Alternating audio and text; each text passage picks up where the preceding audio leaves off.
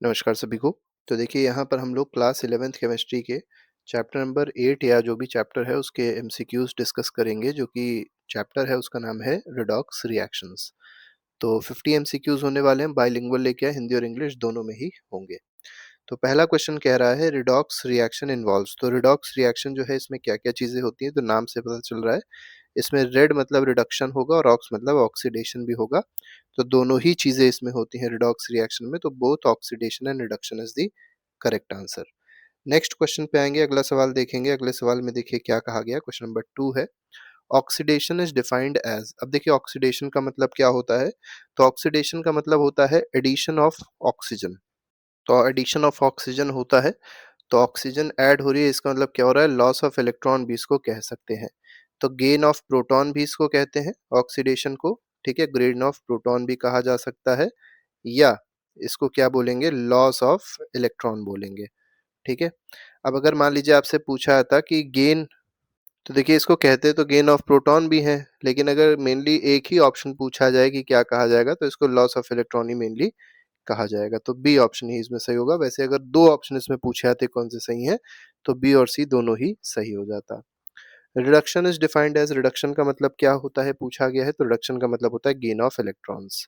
ठीक है, क्योंकि हम लोग जब भी ऑक्सीडेशन और रिडक्शन को डिफाइन करते हैं तो इलेक्ट्रॉन के ही रिस्पेक्ट में डिफाइन किया जाता है। तो बी ऑप्शन इसमें फिलहाल सही है।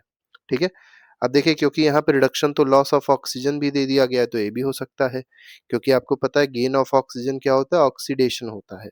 ठीक है, और लॉस ऑफ ऑक्सीजन क्या होता है, रिडक्शन होता है। ये भी बात सही है, लेकिन हम लोग किसके टर्म्स में डिफाइन कर रहे हैं, मेनली इलेक्ट्रॉन्स के टर्म में डिफाइन कर रहे हैं, तो बी ऑप्शन फिलहाल सही है।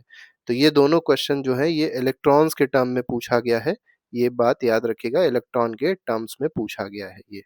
ठीक है, आगे बढ़ते हैं। Which of the following is not a redox reaction. अब पूछी गई इनमें से कौन सी रिडॉक्स रिएक्शन नहीं है। ठीक है, नॉट अ रिडॉक्स रिएक्शन पूछा गया है इस क्वेश्चन में।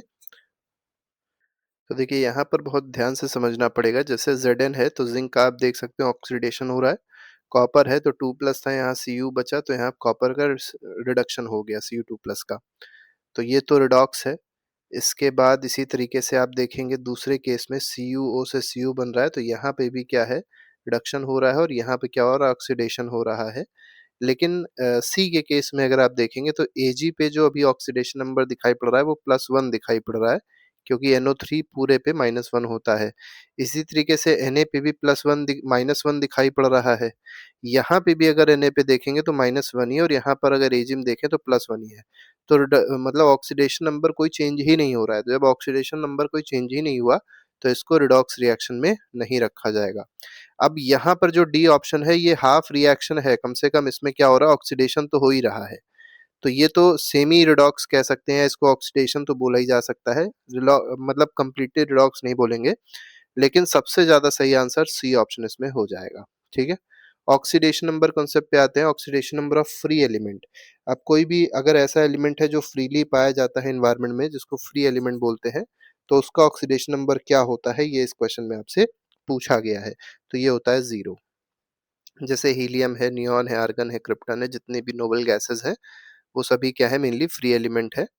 Oxidation number of oxygen most compounds, तो ज्यादातर कंपाउंड में ऑक्सीजन का जो ऑक्सीडेशन नंबर देखने को मिलेगा वो क्या मिलेगा, ये इस क्वेश्चन में आपसे पूछा गया है। तो ये -2 ही देखने को मिलता है, तो O के ऊपर 2 माइनस जो है यही इसका क्या है, ऑक्सीडेशन नंबर है। नेक्स्ट क्वेश्चन पे आते हैं, अगला सवाल देखते हैं। तो इसमें फिलहाल -2 will be the correct answer. तो क्वेश्चन नंबर 7 है oxidation number of hydrogen in most compounds. तो ज्यादातर कंपाउंड में जो हाइड्रोजन का ऑक्सीडेशन नंबर देखने को मिलेगा वो आपको क्या देखने को मिलेगा, तो वो +1 ही देखने को मिलता है। ठीक है, oxidation number of hydrogen in metal hydrides. अब जैसे मान लीजिए आपको दिया कोई भी मेटल हाइड्राइड्स है, ठीक है, उसमें आपसे पूछा गया कि बताइए हाइड्रोजन का जो ऑक्सीडेशन नंबर होगा वो क्या हो जाएगा। अब क्योंकि मेटल है तो मेटल का पॉजिटिव होगा तो इसका निगेटिव हो जाएगा, तो इसका -1 देखने को मिलता है। तो 8th क्वेश्चन में option C is the correct answer. ठीक है, oxidation number of fluorine is always, तो फ्लोरीन जो है उसका ऑक्सीडेशन नंबर क्या होता है, हमेशा -1 होता है। तो बी ऑप्शन बिल्कुल सही है। 10th, sum of oxidation numbers in neutral compound. तो जैसे मान लीजिए NaCl है, ठीक है, तो ये क्या है, एक न्यूट्रल कंपाउंड है। ठीक है, मतलब कोई भी अगर आयन नहीं होता है तो उसको ही न्यूट्रल कंपाउंड बोलते हैं। तो इनमें जैसे इसका +1 होता है, Cl का -1 होता है, तो +1 -1 कर दीजिए तो टोटल ऑक्सीडेशन नंबर क्या आ जाएगा? 0 आ जाएगा। तो सम जो होता है वो 0 ही आता है हमेशा। आगे बढ़ते हैं, क्वेश्चन नंबर 11th कह रहा है increase in oxidation number indicates. अब देखिए, अगर ऑक्सीडेशन नंबर इंक्रीज हो रहा है तो उसको ऑक्सीडेशन बोलते हैं, और अगर डिक्रीज हो रहा होता है तो उसको रिडक्शन बोलते हैं। तो डिक्रीज इन ऑक्सीडेशन नंबर क्या इंडिकेट करेगा? रिडक्शन या अपचयन को इंडिकेट करता है। 13 कह रहा है in the reaction Zn plus CuSO4 gives ZnSO4 plus CuZn is. अब Zn जो है पूछा गया है, इस केस में क्या होगा? जिंक। ठीक है, अब पहले समझ लीजिए जो रिएक्शन है ये एक रिडॉक्स रिएक्शन है। कैसे रिडॉक्स रिएक्शन है? क्योंकि यहाँ पर जो जिंक Zn है उसका ऑक्सीडेशन नंबर 0 है। यहाँ पर आप देख सकते हैं ऑक्सीडेशन नंबर क्या हो गया? +2 हो गया, क्योंकि SO4 पे 2 माइनस होता है। ठीक है, तो ऑक्सीडेशन हो रहा है। ठीक है, तो इसलिए 13th क्वेश्चन में अगर देखा जाए तो ये जो जिंक है ये ऑक्सीडाइज हो रहा है, तो ये ऑक्सीडाइज हुआ है। ठीक है, आगे बढ़ते हैं। In same reaction Cu2 plus ion is. अब देखिए Cu2 प्लस आयन जो होगा वो क्या हो जाएगा इस केस में, ये आपको यहाँ पर बताना है। तो Cu2 प्लस आयन जो यहाँ पे है, ठीक है, यहाँ पे जो Cu2 प्लस आयन के फॉर्म में है, ये किस में कन्वर्ट हो गया? Cu0 में कन्वर्ट हो गया। अब इस पे ऑक्सीडेशन नंबर 0 है। तो Cu2 प्लस का क्या हो रहा है ये आपको यहाँ पर बताना है। तो Cu2 प्लस का हो गया रिड्यूस, तो ये रिड्यूस हो रहा है। आगे बढ़ते हैं, ऑक्सीडाइजिंग एंड रिड्यूसिंग एजेंट से रिलेटेड क्वेश्चन अब आएंगे। तो 15th क्वेश्चन देखिए क्या कह रहा है? Oxidising agent is a substance that. अब ऑक्सीडाइजिंग एजेंट एक ऐसा सब्सटेंस होता है जो इलेक्ट्रॉन को गेन करता है। ठीक है, तो जो भी इलेक्ट्रॉन को गेन करेगा वो क्या होगा? ऑक्सीडाइजिंग एजेंट होगा। और जो इलेक्ट्रॉन को लूज करेगा वो क्या हो जाएगा? रिड्यूसिंग एजेंट हो जाएगा। ठीक, तो reducing agent is the substance that loses electrons हो जाएगा। तो ये बात याद रखिएगा कि जो इलेक्ट्रॉन लूज करता है वो रिड्यूसिंग एजेंट, जो इलेक्ट्रॉन गेन करता है वो oxidising agent. In redox reaction oxidising agent itself gets. अब रिडॉक्स रिएक्शन में जो ऑक्सीडाइजिंग एजेंट होता है वो क्या होता है? वो अपने आप से रिड्यूस हो जाता है। तो ऑक्सीडाइजिंग एजेंट जो होता है वही सब्सटेंस रिड्यूस होता है, मतलब दोनों अपोजिट है, यहाँ ऑक्सीडाइजिंग है, यहाँ रिड्यूस है। अब जो रिड्यूसिंग एजेंट होगा वो खुद क्या हो जाएगा? ऑक्सीडाइज हो जाएगा। ठीक है, वो खुद ऑक्सीडाइज हो जाता है। वही चीज पूछी गई, reducing agent itself gets oxidise, तो बी ऑप्शन बिल्कुल सही है। अब डिस्प्लेसमेंट रिएक्शन से क्वेश्चन पूछे गए हैं। इसमें कहा गया a reaction in which a more reactive metal displaces less reactive metal, इसको क्या कहता है? डिस्प्लेसमेंट रिएक्शन यही होती है। जैसे मान लीजिए आपके पास रिएक्शन है Mg प्लस CuSO4। ठीक है, तो क्या दे देगा? MgSO4 दे देगा, प्लस क्या दे देगा? Cu दे देगा। तो ये क्या है? डिस्प्लेसमेंट रिएक्शन है।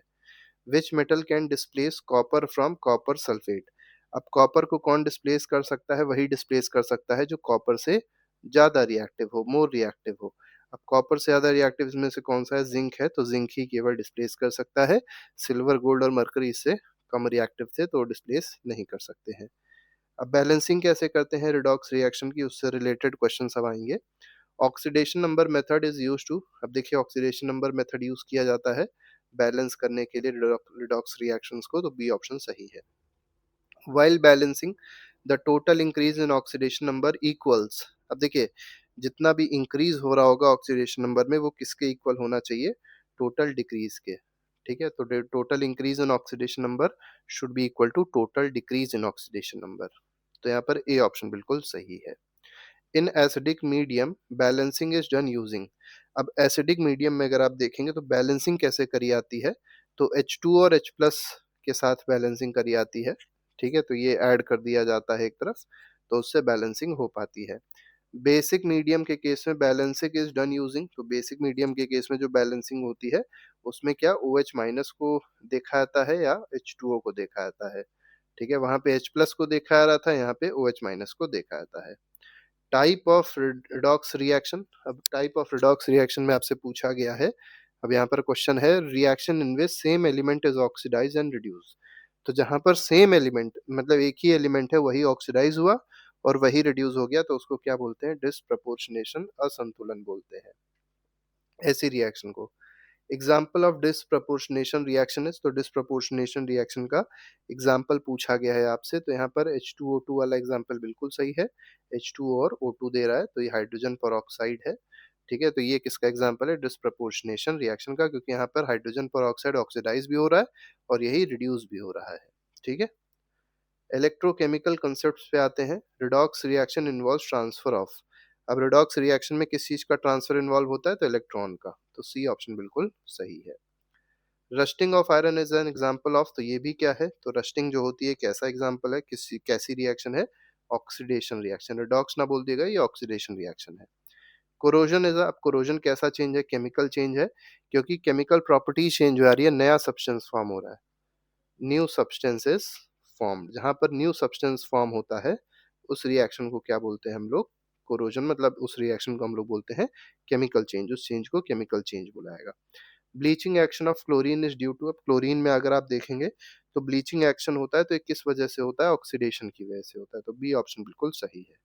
फोटोसिंथेसिस किसका एग्जांपल है? तो फोटोसिंथेसिस जो है रिडॉक्स रिएक्शन का एग्जांपल है। फोटोसिंथेसिस की रिएक्शन आप लोग को आनी चाहिए, क्योंकि इसमें कार्बन डाइऑक्साइड यूज होता है, वाटर यूज होता है, ठीक है, in the presence of chlorophyll, sunlight चाहिए होती है, और क्या बनता है? C6H12O6 बनता है, और ऑक्सीजन रिलीज होती है, एनर्जी रिलीज होती है। ठीक है, तो ये जो रिडक्शन, ये जो रिएक्शन आपको दिखाई पड़ रही है, ये रिडॉक्स रिएक्शन है। रेस्पिरेशन इसी की अपोजिट रिएक्शन है। रेस्पिरेशन के केस में क्या होता है, मतलब ये रेस्पिरेशन कैसा प्रोसेस है, ये इस क्वेश्चन में आपसे पूछा गया 32nd क्वेश्चन में, तो ये एक ऑक्सीडेशन प्रोसेस है। ठीक है, रेस्पिरेशन में हम लोग मेनली ऑक्सीडेशन ऑफ फूड करते हैं। आगे बढ़ते हैं, ऑक्सीडेशन नंबर से रिलेटेड अब क्वेश्चंस देखने को मिलेंगे, तो Mn का ऑक्सीडेशन नंबर यहाँ पर आपको बताना है क्या हो जाएगा। तो देखिए, ये पूरा एलिमेंट, पूरा जो सब्सटेंस है वो न्यूट्रल है, तो जीरो हो जाएगा। K का होता है +1, Mn का मान लीजिए +x है, ठीक है, और ऑक्सीजन जो है वो -2 होता है, और 4 ऑक्सीजन है तो -8 हो जाएगा। तो ये बन गया आपका -7 बन गया, plus x is equal to 0, तो x का ऑक्सीडेशन नंबर क्या आ गया? 7 आ गया, तो +7 is the correct answer, option number C. इसी तरीके से क्रोमियम का पूछा गया है K2Cr2O7 में, बहुत आसान है भी। ठीक है, तो देखिए K2 का आप निकाल सकते हैं, तो ये हो जाएगा +2, Cr2 है तो Cr2 को 2x मान लीजिए। अब एक Cr का x था तो 2 Cr का 2x हो गया, और यहाँ पर O7 है तो O का होता है -2, 7 2 जा 14, तो -14 इज इक्वल टू 0। ठीक है, तो यहाँ पर -12 प्लस 2x इक्वल टू 0 आ गया, x की वैल्यू आ गई +6, तो यहाँ पर बी ऑप्शन बिल्कुल सही हो जाएगा। आसान क्वेश्चंस होते हैं, बस थोड़ा सा दिमाग लगाना होता है। Oxidation number of sulphur in H2SO4, अब देखिए H2SO4 है तो H का होता है +1, तो इधर +2 लिख लीजिए, S एक ही है तो उसको x लिख लीजिए, O पे 4 है तो -8 लिख लीजिए, इक्वल टू 0 कर दीजिए, तो ये हो जाएगा -6, उधर जाएगा +6, x की वैल्यू आ गई +6, तो सल्फर का क्या आ रहा है? +6 आ रहा है। ठीक है, यहाँ पर 2 बार ऑप्शन लिख गया है, उससे बिल्कुल परेशान मत होइएगा। अब आते हैं जनरल कॉन्सेप्चुअल बेस्ड क्वेश्चन सब देखने को मिलेंगे। तो redox reaction are important because, तो ये क्यों इम्पोर्टेंट है? डेली लाइफ में होते हैं, सही है, इंडस्ट्री में यूज करते हैं, सही है, बायोलॉजिकल इंपॉर्टेंस है, सही है, तो इसमें all of these is the correct answer. Which of these is not an oxidizing agent, तो कौन सा ऑक्सी कारक नहीं है? तो ऑक्सीडाइजिंग एजेंट कौन सा नहीं है? तो देखिए, ऑक्सीडाइजिंग एजेंट ज्यादातर आप ऐसे ही देखेंगे जिसमें ऑक्सीजन जुड़ी होती है पहले से ही, वही ऑक्सीजन दे सकता है।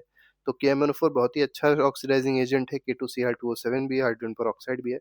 NaCl ऑक्सीडाइजिंग एजेंट नहीं है। Which one is reducing agent, अब देखिए बताना इसमें से कौन सा ऐसा है जो रिड्यूसिंग एजेंट है। तो रिड्यूसिंग एजेंट आप देखेंगे जो हाइड्रोजन होता है ये रिड्यूसिंग एजेंट होता है। ठीक है, बाकी सब क्या है? बाकी O जो है O2 माइनस देता है, Cl जो है Cl1 माइनस देता है, H जो है H प्लस में कन्वर्ट होता है, इसी वजह से इसको रिड्यूसिंग एजेंट माना गया है। In reaction Fe2 plus gives Fe3 plus plus electron, iron undergoes, अब आयरन में इस केस में क्या हो रहा है ये इस क्वेश्चन में आपको बताना है। तो ये ऑक्सीडेशन हो रहा है, आप देख सकते हैं ऑक्सीडेशन नंबर बढ़ रहा है, यहाँ 2 था यहाँ +3 हो गया, तो ये ऑक्सीडेशन हो रहा है। इन रिएक्शन Cl2 यहाँ पर है, Cl माइनस में कन्वर्ट हो गया, अब इस केस में क्या हो रहा है? तो इस केस में रिडक्शन हो रहा है, क्योंकि यहाँ पर Cl में 0 है, यहाँ पर -1 हो गया, तो निगेटिव में जब बढ़ता है तब उसको क्या बोलते हैं? रिडक्शन बोलते हैं। व्हिच इज़ करेक्ट पेयर, अब इसमें बताना है कौन-सा पेयर ऐसा है जो करेक्ट है। तो oxidation gain of electron, reduction loss of electron, ये ऑक्सीडेशन जो है लॉस ऑफ इलेक्ट्रॉन होता है, तो सी ऑप्शन बिल्कुल सही है इसमें, ठीक है? आगे बढ़ते हैं, रिडॉक्स रिएक्शन ऑलवेज अकर, अब रिडॉक्स रिएक्शन जो होगी वो कैसे होगी, हमेशा कैसे होती है, तो ये हमेशा साथ में होगी, मतलब ऑक्सीडेशन और रिडक्शन जो है साइमल्टेनियसली हो रहे होंगे। एवरीडे एग्जांपल से रिलेटेड बर्निंग ऑफ कोल जो है, अब C plus O2 gives CO2, यही क्या है आपकी बर्निंग ऑफ कोल है। तो एक ऐसी रिएक्शन आपको देखने को मिल रही है, ये इस क्वेश्चन में आपसे पूछा गया, तो एक ऑक्सीडेशन रिएक्शन है ये। रिडक्शन इन्वॉल्व्स रिमूवल ऑफ, अब रिडक्शन में किस चीज का रिमूवल होता है, तो ऑक्सीजन ऐड जब होगी तो उसको ऑक्सीडेशन बोलेंगे, रिडक्शन में ऑक्सीजन का रिमूवल होता है। तो 44th क्वेश्चन में ए ऑप्शन बिल्कुल सही है। एक बात और याद रखिएगा, अगर हाइड्रोजन ऐड हो रही होती तब भी इसको क्या बोलते, रिडक्शन बोलते, और हाइड्रोजन रिमूव हो रही होती, ठीक है, तब इसको क्या बोलते, ऑक्सीडेशन बोलते। ये भी आप याद रख सकते हैं।